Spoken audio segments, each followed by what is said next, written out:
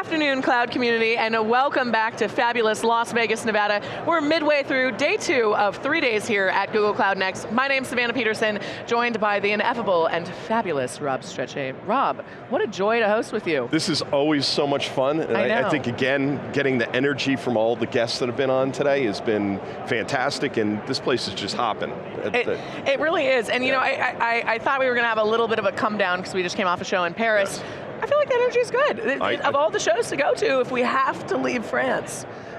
We come here, but it's similar technology. It's a lot about cloud, and I think we get to talk about two really tightly knit topics here, tax and sustainability, because I'm very interested in diving into this, because not usually what I think of. I mean, I had to do my taxes this past weekend, but other than that, it was, it's really I'm an extension filer myself. We deal with that in October, 100%, I will just admit that. It is busy season for events this time of year. Without further ado, I suppose we should welcome these fabulous gentlemen to our left. Justin and Dallas, thank you so much for being here. Pleasure to have you. Excited.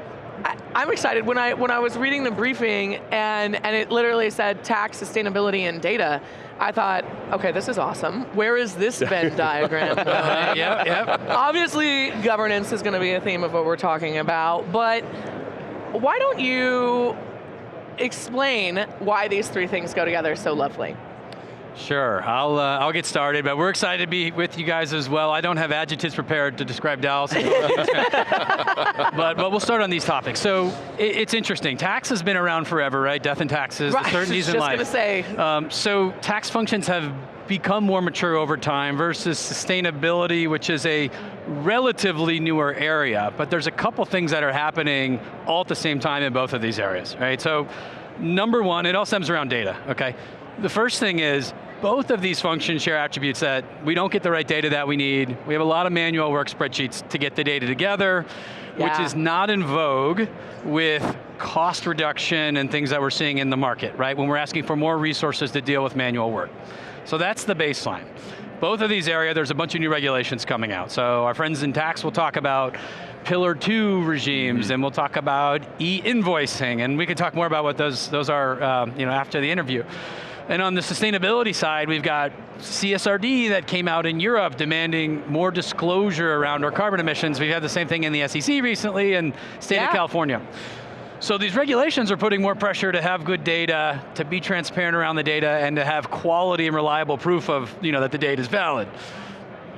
The last part of this equation though, with the regulations, it's not just about the reporting. Most companies, tax functions and sustainability functions, are looking to become more strategic, right? They don't just want to be a back office, they want to move to the front office, so to speak. They want to be involved in decision making, they want to help advise the company on where to go and the ROI and all those things.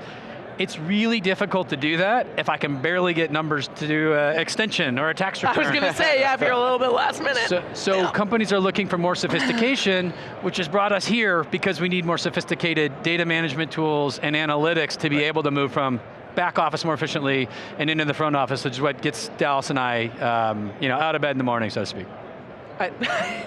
I love that. Dallas, why do you get out of bed in the morning? Are you going to give us as good of a description as that? It's mostly just to make sure that Justin doesn't talk too much. Yeah. I can see why this is a good little dream team between the two of you. So where are customers off at in the journey when they come talk to you? Dallas, I'll open with you there. Yeah, actually, they're everywhere in the journey, but most of the time on tax, they're nowhere. That's what I was thinking.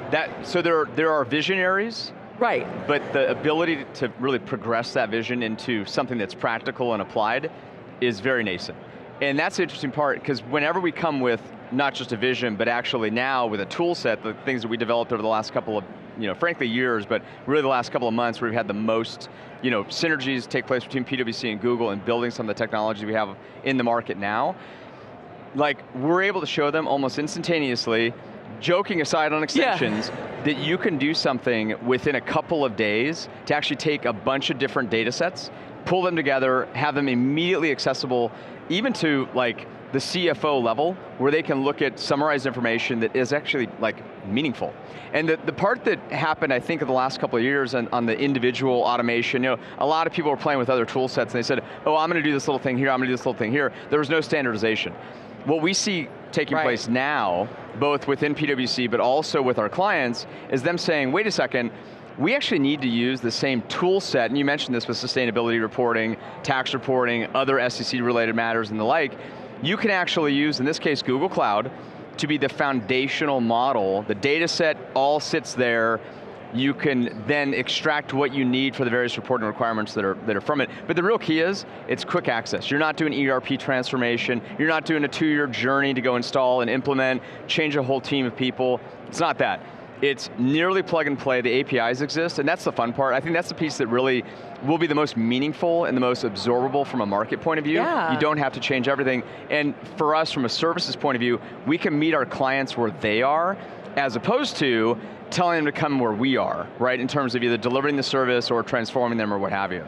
I think go ahead. So is this that you're helping them move the data into Google and into one of the services, and then you're applying models on an AI that you've helped to tune for these purposes, or how is it really working? It's both. Yeah, it's both. It's a great question. So, so the answer is yes, holistically. Like within our global alliance, we are absolutely taking people and doing lift and shifts. Whether information's like sitting on-prem, if it's in Teradata, we're going to BigQuery. We're doing those types of large data modernization programs. But even if that's not what's going on, right? From an API point of view, we're actually able to use these tool sets that we developed, like the Tax Control Center, through our Connected Tax Compliance platform. We're able to go in and actually say, hey, I don't care necessarily where it is right now. Let's point that data into one control plane where we can actually summarize everything that's going on and give the users data sets that they can actually go take and not only do reporting if they want to do it, but also do the internal stakeholder management. So it's a little bit of both, right? Like you don't have to come in and say, I want to move all my data over to BigQuery. Of course, our preference would be to do that, but in our little, like if we're just sitting in our tax bubble, right? Like here's the tax nest over here, what do we want to do? I just want to get, no joke, like as a corporation, I just want to get my extensions done. There's a bunch of information I need to go do that, right? I need state apportionment data, I need global payroll information. The only way to go do that is actually like to go find it and pull it in, and you can do that very easily now with a lot of the tool sets that are out there. I mean, I'm a business owner outside of being this person, and running an agency, you're speaking my language so much. I have employees in 7 different countries, and just even to get over the line for saying, hey, I need some more time, is a huge process. I can only imagine as a corporation, quite frankly. So I can imagine that customer feedback is probably pretty positive when they hear this. Most people would think of a transformation as taking more time than you said, like a plug and play sort of option. Yeah, I think speed is key here. Right. Look, and we partner with the ERP companies too, and there's massive power in those programs. I think people have come to realize though that these cloud-based ERP programs have largely been about business simplification. The back office functions like tax and sustainability have sort of been penalized in a way, because in the effort to simplify the business, a lot of the custom analytics and data and processes that were built in are actually maybe shrinking, right? So it's not quite the home run for tax and sustainability as we thought, to Dallas's point. So now we're coming and saying, all right, we don't need another 5 to 7 year ERP program. Let's take the data as it is, as imperfect as it is, structured, unstructured, invoices, feeds from ERP, feeds from vendors and outside parties, and let's start to make some sense out of all the noise, and that's where a lot of these tools have come in place. Yeah. On the sustainability side, are you helping them put together their scope 1 through 3 and do all of that reporting back? Because we cover sustainable IT, and I think a big piece of that is, obviously, Europe is light years ahead right now of the US, but we can see this train coming this direction. Yeah. Is that really where you're? It is. I'll let Justin talk about the specifics of what we built, but if you think about sustainability, it's a gigantic umbrella in which you can work under, right? It's no different than, it's the world of tax. Okay, well, like, every country has a tax, then you have state and everything else. They're all chaotic. Correct. Yeah. On sustainability, I'll just make the plug, right? PwC Sustainability Partner of the Year, which is super exciting because of some of the things the team has built. Give you some shouts for that. What we're doing as a services firm is looking at that, saying, hey, where do we want to meet our customers, our clients, in terms of their needs, whether it's strategy, it's reporting, right back to that point, it's somewhere in between, it's ERM, right, which is an interesting space, and more sustainability and your footprint, like just what are you doing from a planning point of view? The cool part with Google Cloud, we've done some of the things on ERM, but on the reporting side, that's where we're really excited, and Justin, if you want to take that a little further. Yeah, no, and I love the question, right? So the scope 1, 2, and 3, right, to click in for a second. So a lot of companies have already started reporting scope 1 and 2. a lot of, I would say, leading companies like Google and several other have committed to report on scope 3, which is their entire supply chain, right? Because they would argue, or many would argue, that that's the indirect impact across their true operations. And so the tool that Dallas has talked about, where we're using Google Cloud and working with a lot of our clients, is really interesting because it might have started in the I just need to measure. Yep. Right, so how do I measure all this information? And that's hard. A lot of the data sits in my supplier's information walls, so to speak. But as they're getting into it, they're saying, wow, this is giving me new information around my whole supply chain and my supply chain risk. And wow, I didn't realize I was concentrating 50% of my buying from this particular region or market or customer. So I think the cool part about all this is reporting and regulations are maybe driving the need to get the information, but then they're quickly saying, with this data, how do I actually bend the graph, as opposed to just see what the graph looks like. And so that's where a lot of the exciting, I think, work is really starting to happen with us and our clients. Can you give us any client examples? Some success stories, perhaps? Sure, well, one of them was along the lines of what I just talked about, right? It started with a reporting function. And so the company had made, and we've seen this in many companies, like kind of a broad commitment that they want to do scope 3, hadn't really factored in what exactly that meant from Dallas talked about getting data integration. I mean, it was a big technology lift. Can imagine. You had the IT team saying, hey, you should probably consult with us. You had the operations team, you had the procurement teams, you had a lot of teams that were not necessarily organized around what that ambitious statement meant. We helped them stand up a steerco, just to get all the right parties in the room. We used the platform that we were just describing, where we basically used GCP. We partnered with a lot of their suppliers to give us information, and we created, again, something to do the initial reporting, but it actually gave us some really good ideas and gave their management some really good insights to make improvements on their supply chain that went far beyond climate, actually got them into cost reduction, improved the relationship with some of their buyers or suppliers, sorry, who were also trying to set their own commitments in this area. So it was a home run in terms of galvanizing supplier buyer. It was a home run in terms of getting better data to make decisions. And again, it all started with maybe a pledge that was not well informed, but we quickly were able to galvanize people and then use Google Cloud to bring the data and do what we needed to. So low-key PwC can save you when you've decided to go fully sustainable, but you have absolutely no idea how to do that. Yeah. Yes. Yes, that's the short answer to that, yeah. And I think, again, to your point, obviously, being in this industry, we see a lot of people looking at scope 3 because that, and maybe they're sort of trying to figure out which pieces of scope 3 are actually applicable to them. How does that work when you're trying to get the data from those, the suppliers? I mean, because again, there can be multiple levels of that supply chain that you have to go into, and getting that all into one place. I'll say this, there's no common model yet to actually go about doing this. And certainly there are some folks who are filling the gaps on we're going to go out there and collect, but that's not necessarily the space we're trying to play in, just to be clear. However, the space that we are playing in is, once that's all collected, like, what do you do with it to go get there? I think there will be a common model to go collect that information as these rules that Justin mentioned a second ago actually go into full effect and the reporting has to happen.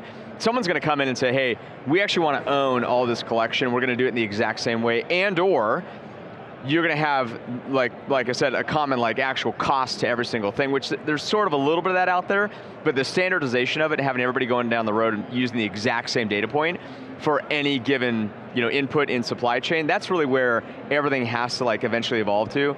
It'll probably be a mixture of private industry and the regulators, the rule makers coming together and figuring this out. No different than the way the last 150 years of policy on other reporting fronts have evolved, right? But this one is probably a little bit better informed, candidly, when you stop and think about the level of complexity that's there, because I think the technology actually exists right now for people to actually partner on this in a way that they never really did before. You've briefly mentioned it, Justin, but if you think about what the OECD's done in terms of their standardization of global tax reporting, what the globe wants to do in terms of sustainability reporting is actually very, very similar, different bodies, but very, very similar to what the OECD's done in Pillar 1 and Pillar 2, standardize and say, hey, everyone's going to be on this plane for the amount of tax you're going to pay, you're going to be on this plane for the basis for the tax you're going to pay. Now apply that to sustainability. You're going to be on this plane for exactly how far we want you to go deep within your supply chain. You're going to be on this plane for exactly how you're going to report it and the numbers you're going to go use to do it. I just see that as being like the direction of travel. The cool part of that is, there's actually an opportunity for someone to come in on a single platform to go actually sell that as like the thing. I actually don't think it's a bridge too far to say Google's actually really uniquely positioned as a broader company to go do that, if you think about just the amount of data that Google has. It might be a bridge too far for right this second, but they exist, if you go back 25 years, to organize the world's information, right? Right. So, how is this any different? I mean, I love that analogy, and it gives me hope that our taxes are going to get better across the board. So I think that's probably not lower though, I'm sorry to say. Yeah. I'm a Californian, don't remind me. I got it, no. Us too, yeah. Oh yeah, we feel your pain. and half my team is in New Zealand, where it's even worse.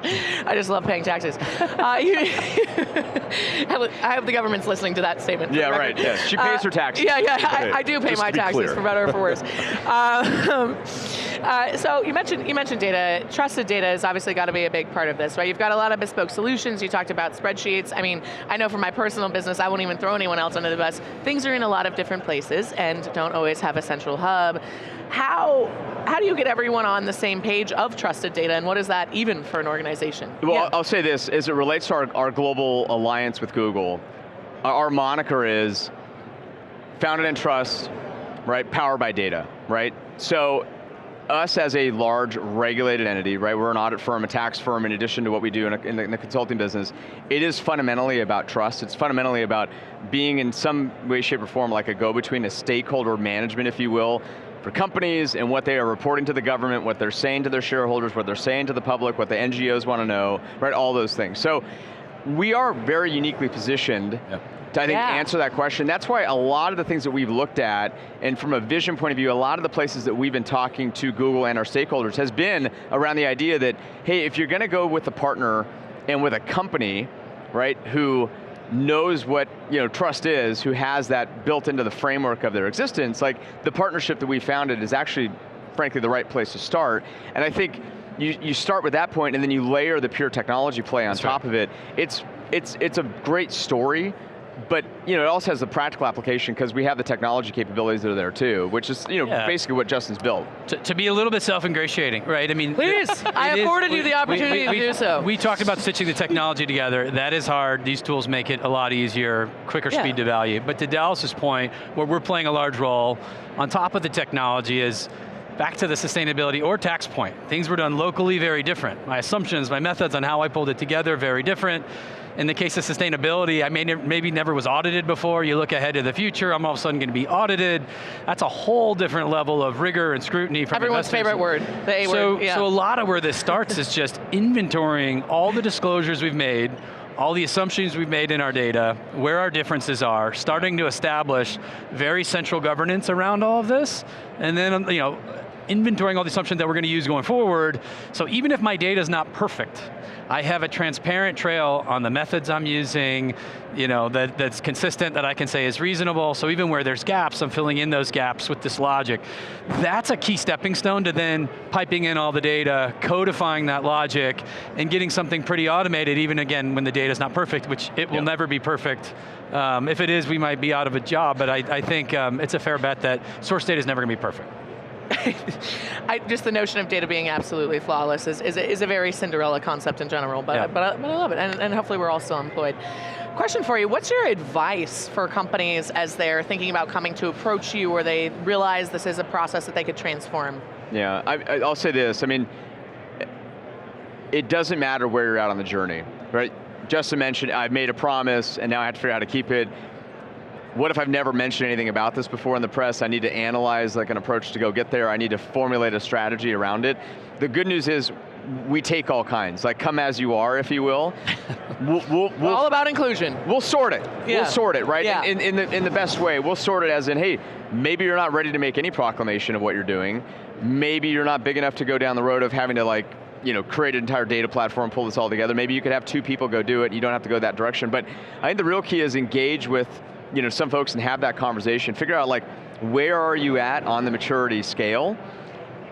And frankly, we can help with that too, but the idea shouldn't be, I need to wait until I've done something extreme, and then it's too late. Or, I need to show up, I'm a pre-IPO private company, I just got my first round of funding, I should figure out sustainability reporting. It's probably everybody in between, but maybe not necessarily those two, but hey, like we'll figure it out and figure out like where you land on the map. But again, the fun part about the scalability here is if you're ready to talk like what data you're going to put in the cloud, you could probably start having this conversation, right? Like you start having the conversation because that means you're likely a company, you hope to make a profit, therefore you might pay taxes, right? Yeah. And depending on what you These do, are logical you might have a assumptions. sustainability reporting obligation, you certainly have a financial reporting obligation, so you may as well get the ball rolling and have that conversation and figure out what's the best model. It may not be that, but like start having the conversation, right? Yeah. And I would just add on it, in addition to Dallas saying we take all kinds, which we absolutely do, or all levels of maturity. I think it's awesome. My favorite conversation is not just what's the one single need that's driving you for data right now, but like let's step back and look 5 years from now. Right, like what are all the insights you want to drive? So let's not just let the newest regulation dictate, well I need these 20 business requirements, or the stuff that we do today for these other 30 business requirements. We've seen a lot of companies fall into that trap. Step back and think about what are the insights I want to be able to give to my C-suite when it comes up.